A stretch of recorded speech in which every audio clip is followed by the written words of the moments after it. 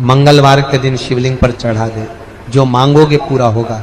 हनुमान जी का ध्यान करके एक आंकड़े के पत्ते पर शहद लगाकर शिवलिंग पर चढ़ा।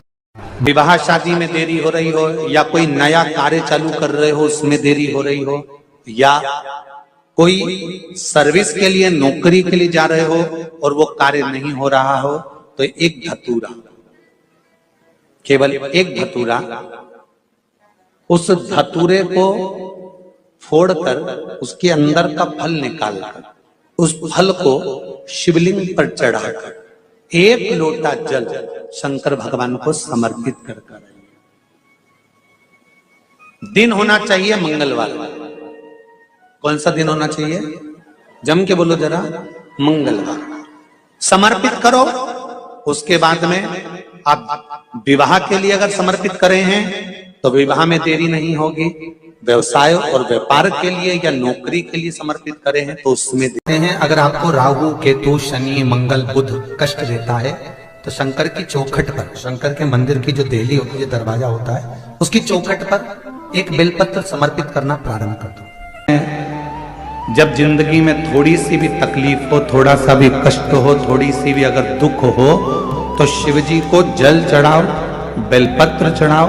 और कोई मन में अगर दुख है तो नंदी के पास 2 क्षण बैठकर अपने मन की बात नंदी से जरूर कहो। क्यों?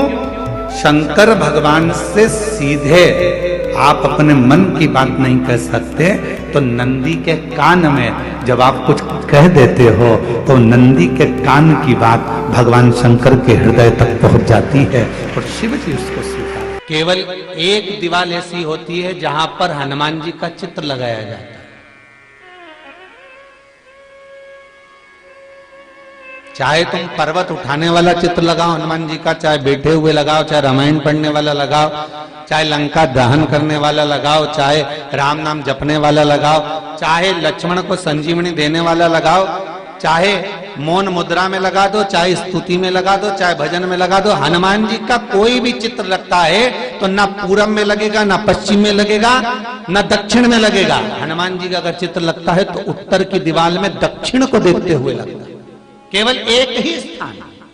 ऐसे उनका आज तक हनुमान चालीसा पढ़ना नहीं है। आज तक कोई चालीसा, चाहे गायत्री चालीसा हो, लक्ष्मी चालीसा हो, शिव चालीसा हो, पढ़ना ही नहीं आती। बस बैठ गए भगवान के सामने और पढ़ लिया आसन लगा के। नहीं नहीं नहीं, चालीसा पढ़ने का भी एक नियम है। अगर कोई लक्ष्य लेकर पढ़ रहे हो तो उसका एक नियम है। पूरी जिंदगी पढ़ते रहोगे तो भगवान की प्राप्ति नहीं है। पर लक्ष्य लेकर अगर पढ़ा है, आसन से जिस भगवान की चालीसा पढ़ रहे हो उसकी मूर्ति या उसका फोटो आपके सामने होना चाहिए। एक घी का दिया, अगर हनुमान चालीसा पढ़ रहे हो तो या तो घी का दिया जलाओ, वो भी गाय के घी का हो, भैंस के घी का मत जलाना। हनुमान जी कभी प्रकट नहीं होंगे भैंस के घी से। घी का दिया लगाइए अगर चालीसा का पाठ कर रहे हो हनुमान जी का। और बहुत ज्यादा संकट है, बहुत ज्यादा परेशानी है, तो हनुमान चालीसा का पाठ करो तो तिल्ली के तेल का दिया लगाओ। काली तिल के तेल का दिया, तिल का तेल का दिया हनुमान जी के सामने आसन बिछाकर। बहुत तकलीफ है तो 3 पाठ प्रतिदिन करो। और एक आसन से जितने समय 9 बजे अगर आप बैठते हो पाठ करने तो 9 बजे ही बैठना है। 11 दिन तक प्रतिदिन 3 पाठ रोज करो। एक पानी का लोटा, कलश, तांबे का जल, अर्थात तांबे का लोटा हो, स्टील का लोटा हो, तुम्हारे पास जो कलश हो उसमें जल भरकर एक सिक्का उसमें पटक कर, एक लौंग पटक कर प्लेट से ढक कर रख दो और प्रतिदिन बस टाइम पर बैठकर पाठ करो। 11 दिन पूर्ण होंगे। जिस कामना से आपने पाठ करा है बस वो सिक्का, वो लौंग कलश में से निकाल लो, जल का आचमन करो और जिस काम के लिए करा है वो जल उस प्रयोग में ले लो। उस प्रयोग, किसी से बात करने जाना है तो वो जल पी कर जाइए।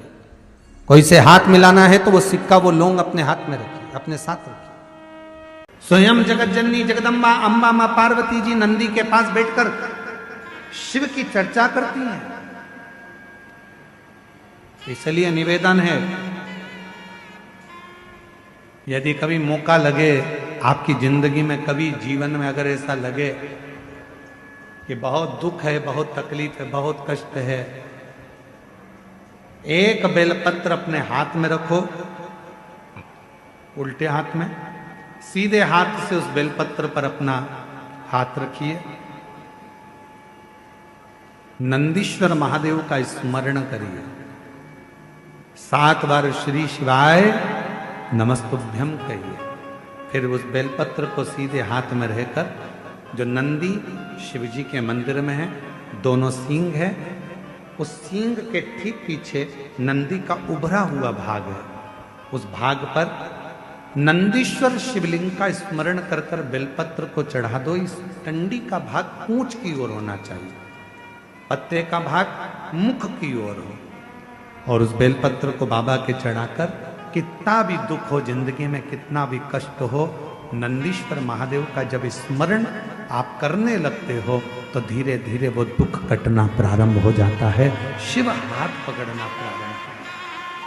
नाग की धर्म पत्नी सतशीर्षा, और सतशीर्षा नाम यहां भी काम आता है जब कोई नारी के, स्त्री के रजस्वला धर्म की कोई तकलीफ हो, नारी को रजो धर्म से जुड़ी हुई कोई प्रॉब्लम हो, पेट में दर्द हो या तकलीफ हो या कष्ट हो, तो केवल सतशीर्षा का नाम लेकर यदि शिवजी के शिवलिंग पर, जैसे ये शिवलिंग है, सतशीर्षा का नाम लेकर अशोक सुंदरी वाली जो जगह, यहां से जल चढ़ाते चढ़ाते शिवलिंग के चारों तरफ 7 बार यदि जल की धार लगाई जाए और उसी का जल झेलकर नंदी के पास बैठ सतशीर्षा का नाम लेकर अगर पिया जाए, रजो धर्म से जुड़ी हुई जितनी भी तकलीफ हो, रजस्वला धर्म से जुड़ी हुई जितनी भी तकलीफें होती हैं, वो धीरे धीरे समाप्त होने। घर में अगर कोई वाहन आता है, घर में अगर कोई गाड़ी आती है, चाहे 2 व्हीलर आए, चाहे 4 व्हीलर आए, या कोई फैक्ट्री हो जो चल नहीं रही हो, बड़े परेशान हो गए, कुछ दिन अच्छा चलती फिर बैठ जाती, कोई व्यापार आप कर रहे हैं और थोड़े दिन अच्छा चल रहा है, थोड़े दिन बैठ रहा है, तो कुछ नहीं करना, केवल हनुमान जी के मंदिर का उल्टा पांव का सिंदूर लेकर आइए, हनुमान जी के 3रे नंबर का भाई गतिमान का नाम लेकर,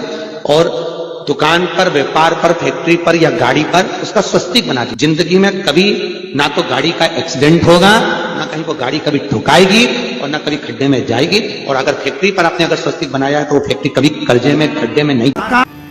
तुम्हारे दंत का दर्शन एक प्रत्यंगिरा के रूप में होगा, और सुनो प्रत्यंगिरा, जहां मेरी आद्य शक्ति सती का पूरा स्वरूप जब पूर्ण तरह से भगवान नारायण के चक्र द्वारा खंडित कर दिया जाएगा, जिस स्थान पर मेरी सती के दंत गिरेंगे, वो प्रत्यंगिरा तुम्हारा ही एक बल स्वरूप दंतेश्वरी के रूप में पूजा जाएगा। स्वयं दंतेश्वरी,